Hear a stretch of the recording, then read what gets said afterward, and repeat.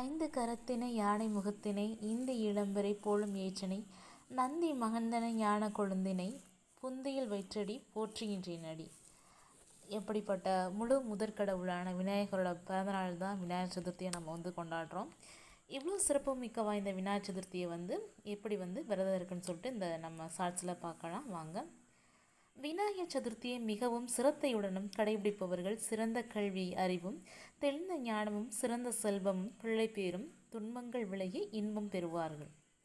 விநாயகர் சதுர்த்தி தினத்தன்று அதிகாலையில் உள்ளத்தையும் உடலையும் சுத்தம் செய்த பின்பு விநாயகரை மனமுருக பிரார்த்தனை செய்ய வேண்டும்.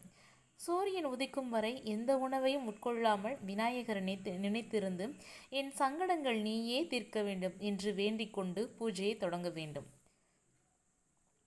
முதலில் விநாயகர் பூஜை செய்து கொள்ள வேண்டும்.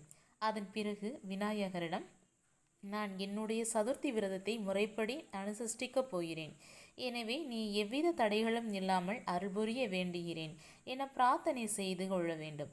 பின் விநாயகரை பூஜை செய்ய வேண்டும்.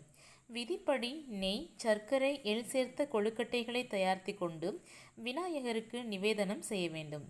மேலும் தரித்திரம் நீங்க வேண்டும் என்று விரும்புபவர்கள் காலணி குடை பசுமாடு ஆகியவற்றை சக்திக்கு ஏற்றவாறு தானம் செய்து ஏழைகளுக்கு அன்னதானம் செய்ய வேண்டும். இவ்வாறு பூஜை செய்து வந்தால் விநாயகர் பெருமான் கட்டாயம் வேண்டிய வரன்களை அள்ளி தருவான். விநாயகர் சதுர்த்தியை மிகவும் சிரத்தையுடனும் கடைபிடிப்பவர்கள் சிறந்த கல்வி அறிவும் தெளிந்த ஞானமும் சிறந்த செல்வமும் பிள்ளைப்பேரும் துன்பங்கள் விலகி இன்பமும் பெருகுவார்கள். காரிய அனுகூலமும் உண்டாகும், இடையூறு விலகும், பேரும் புகழுடன் சகல நோய்களும் நீங்கி சகல பாக்கியங்களுடன் வாழ்வார்கள்.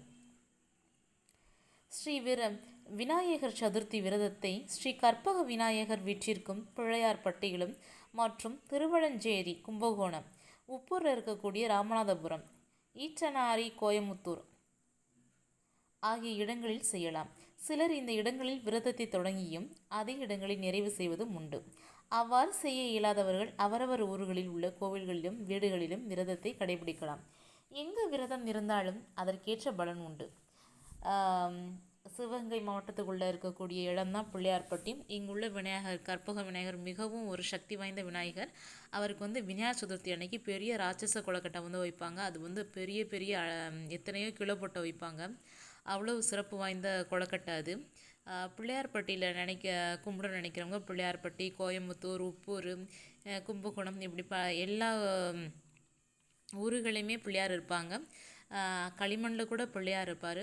முடியாதவங்க வீட்டில் களிமண் பிள்ளையார் செஞ்சு கும்பிடுங்க. ரொம்ப ரொம்ப சிறப்பு. நம்ம வீடியோ ஃபஸ்ட் டைம் பார்க்குறவங்க அதிகளவு சப்ஸ்கிரைப் பண்ணுங்கள்.